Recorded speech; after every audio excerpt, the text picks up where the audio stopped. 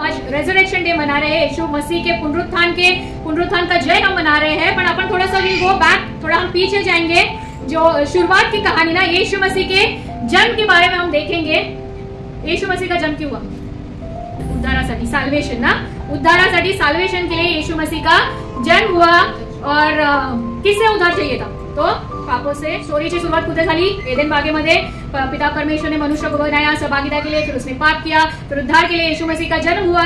उसके लहू बहाए जाने से हमारे पापों की क्षमा हुई, हमको उद्धार मिला। हो गया ना, खत्म ना, स्टोरी एंड। मग येशू ख्रिस्ताला पुनरुत्थित व्हायची गरज का लागली? Why Jesus had to resurrect? आणि आजच्या दिवसाला आपण एवढं महत्व का देतो? Why Jesus had to रेझरेक्ट?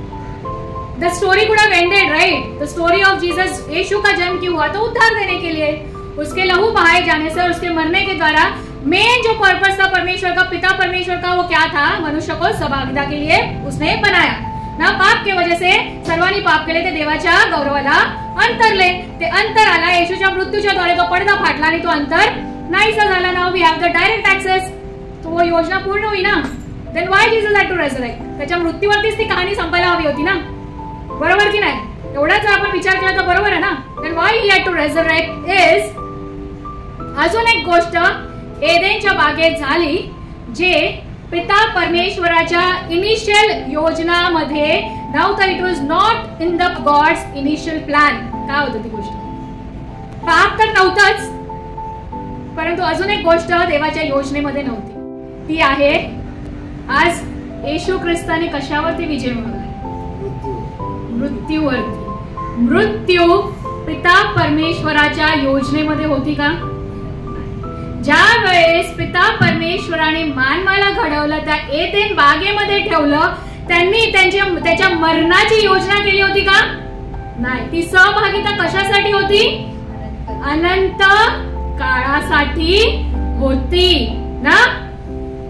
तर मृत्यू जो आहे तो पिता परमेश्वराच्या योजनेमध्ये नव्हता।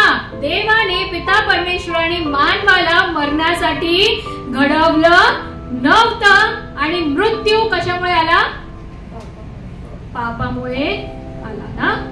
मृत्यू पापामुळे आला। पापाचं वेतन काय आहे? तर मृत्यू आहे। तर येशू ख्रिस्ताच्या रक्ताच्या द्वारे आणि त्याच्या मरणाच्या द्वारे त्याची अर्धी योजना पूर्ण झाली, ती म्हणजे सहभागितेची। ते अंतर नाहीच झालं, दॅट फेलोशिप वॉज रिस्टोर्ड। पण जी पुढची योजना होती, जी अनंत काळच्या सहभागितेची, ती पूर्ण अजून झाली नव्हती। ती पूर्ण होण्यासाठी येशू ख्रिस्ताला पुनरुत्थित होणं अगत्याचं होतं। त्याच्यासाठी येशू ख्रिस्त मरणातून पुनरुत्थित झाला, कारण ते अनंत काळचं जीवन जे हरवलं होतं ते त्याला परत घेऊन यायचं होतं। जे अधिकार पिता परमेश्वराने मानवाला दिला होता, ते पापाच्यामुळे मानवाने तो अधिकार कोणाला दिला? सैतानाला दिला ना। तो अधिकार येशू ख्रिस्ताला सैतानाकडून परत आणायचा होता। त्याच्यासाठी त्याला पुनरुत्थित होणं अगत्याचं होतं।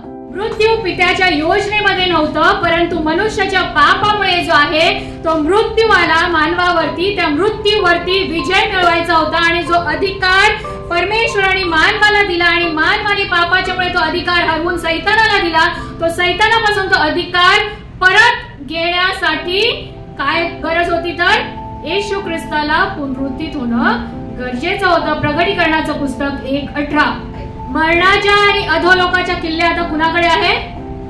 येशू ख्रिस्ताकडे आहे ना। त्या मरणावरती त्यांनी विजय मिळवलेला आहे।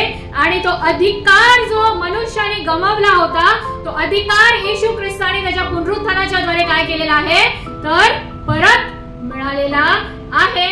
तर जी स्टोरी येशूच्या जन्मापासून सुरू होते आणि उसके मरने पर गुड फ्राइडे के दिन जो कहानी, जो उद्धार की कहानी खत्म हो जानी चाहिए थी, वहां पे वो क्या हुआ? It is a new beginning of the story. ती स्टोरी जी आहे तिथे नव्याने ती सुरू झाली. पाप देवाच्या पित्याच्या योजनेमध्ये नव्हतं, परंतु आदामाने जे पाप केलं आणि तो मानवी पापाचा मानवी स्वभाव जो सर्व मनुष्यामध्ये आला, तो येशू ख्रिस्ताच्या मरणाच्या द्वारे आपल्या मधला पापाचा जो आदामाचा स्वभाव आहे तो काय झाला, येशू ख्रिस्ताबरोबर मरण पावला.